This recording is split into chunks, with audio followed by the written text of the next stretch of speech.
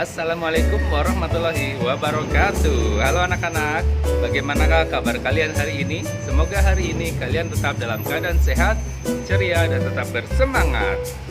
Pada kesempatan kali ini kita akan belajar materi kelas 3, tema 2, subtema 3, pembelajaran yang ketiga. Pada subtema 3 kita masih mempelajari materi tentang menyayangi tumbuhan. Sebelum kita lanjut, jangan lupa tekan like, komen, dan subscribe. Jangan lupa nyalakan lonceng notifikasinya ya, supaya kamu tidak ketinggalan video terbaru dari kami. Tujuan pembelajaran yang ingin kita capai dalam kegiatan pembelajaran kali ini adalah 1.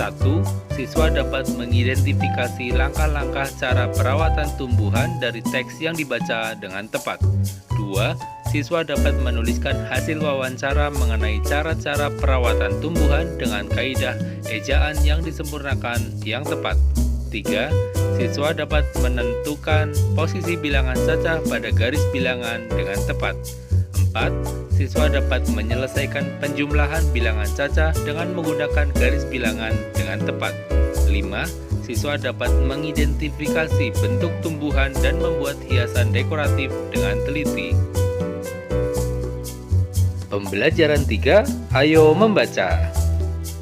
Anak-anak, mari bersama-sama kita baca bacaan yang berjudul Hutan Bakau, Si Sabuk Hijau Pelindung Pantai. Kelas 3 berkunjung ke hutan bakau.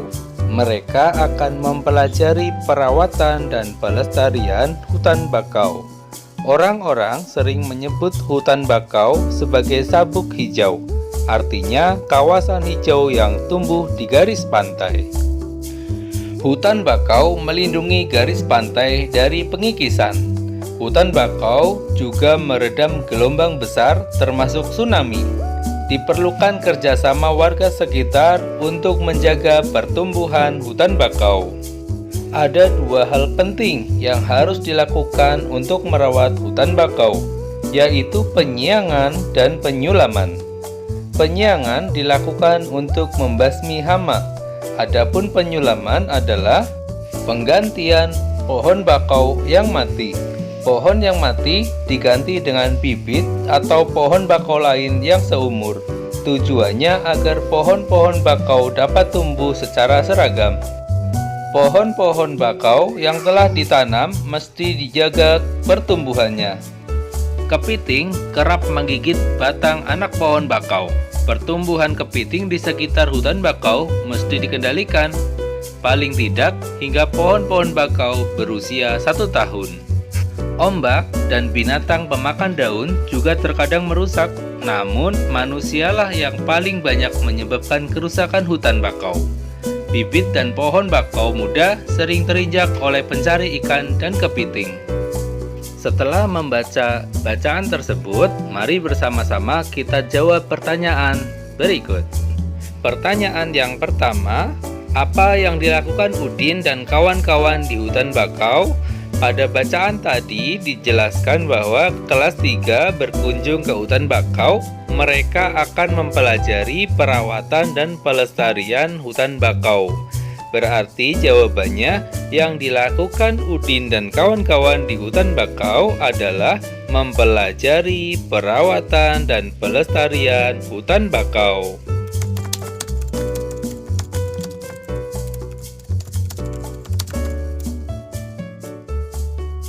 Pertanyaan kedua, apa arti julukan sabuk hijau bagi hutan bakau? Di dalam bacaan tadi tertera kelas 3 berkunjung ke hutan bakau. Mereka akan mempelajari perawatan dan pelestarian hutan bakau. Orang-orang sering menyebut hutan bakau sebagai sabuk hijau, artinya kawasan hijau yang tumbuh di garis pantai. Jadi, julukan sabuk hijau bagi hutan bakau adalah kawasan hijau yang tumbuh di garis pantai.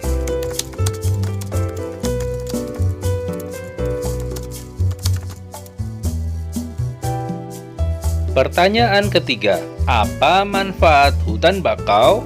Di dalam teks dibaca, hutan bakau melindungi garis pantai dari pengikisan. Hutan bakau juga meredam gelombang besar seperti termasuk tsunami. Jadi, manfaat hutan bakau adalah melindungi garis pantai dari pengikisan dan juga meredam gelombang besar termasuk tsunami.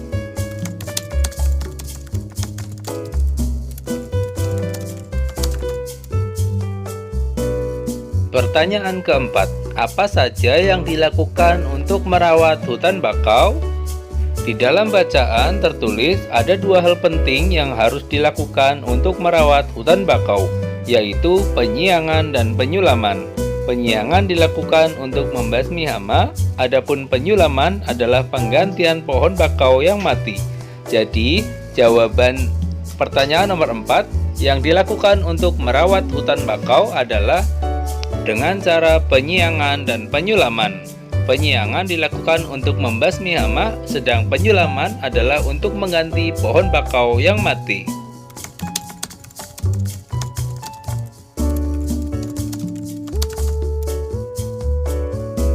Pertanyaan yang kelima, apa saja yang dapat merusak pertumbuhan kelestarian hutan bakau? Di dalam bacaan kita baca, kepiting kerap menggigit batang anak pohon bakau. Pertumbuhan kepiting di sekitar hutan bakau mesti dikendalikan, paling tidak hingga pohon-pohon bakau berusia 1 tahun, berarti kepiting. Ombak dan binatang pemakan daun juga terkadang merusak, berarti ombak dan binatang pemakan daun. Manusialah yang paling banyak menyebabkan kerusakan hutan bakau. Nah, ini manusia juga. Jadi jawabannya adalah yang dapat merusak pertumbuhan dan kelestarian hutan bakau adalah kepiting, ombak, dan binatang pemakan daun, serta manusia.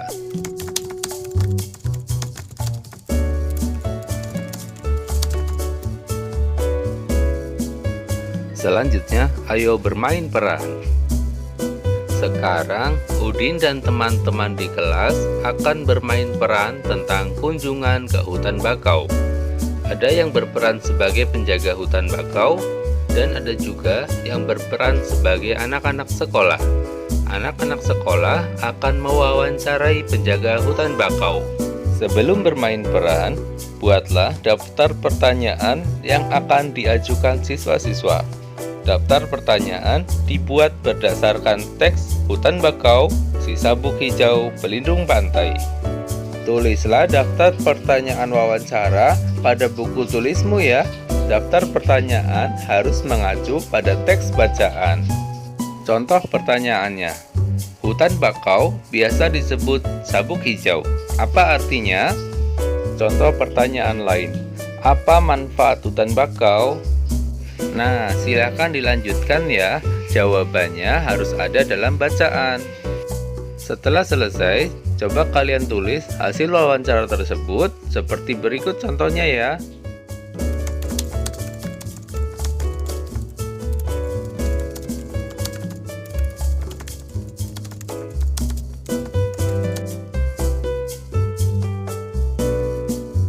Selanjutnya, ayo berlatih. Siti senang mengumpulkan daun. Saat kunjungan ke hutan bakau, dia mengumpulkan daun-daun bakau. Ia mengamati bahwa panjang tiap daun tidak sama. Siti mencoba mengukur 2 buah daun dengan menggunakan garis bilangan. Perhatikan contoh berikut. Siti mencoba mengukur satu persatu. Daun yang pertama berukuran 4 cm, sedangkan daun yang kedua berukuran 5 cm. Jika digabungkan, panjang 2 daun tersebut adalah 4 ditambah 5 sama dengan 9 cm. Selanjutnya, buatlah garis bilangan untuk menyelesaikan penjumlahan di bawah ini. Kalian bisa menggambar daun yang lain atau sayuran seperti wortel, mentimun, jengkol, dan lain-lain. Selamat mengerjakan. Selanjutnya, ayo berkreasi. Dayu ingin membuat gambar hiasan dengan menggunakan bentuk-bentuk tumbuhan. Kita bantu Dayu membuat hiasan dekoratif yuk.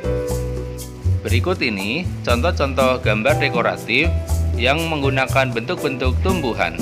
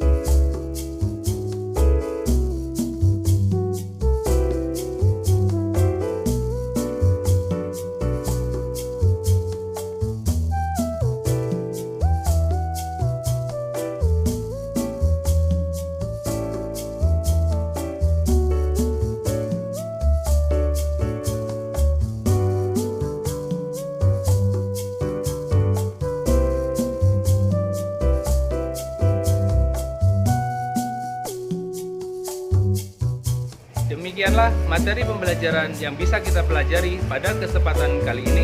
Jangan lupa tetap jaga kesehatan, tetap semangat. Terima kasih. Assalamualaikum warahmatullahi wabarakatuh.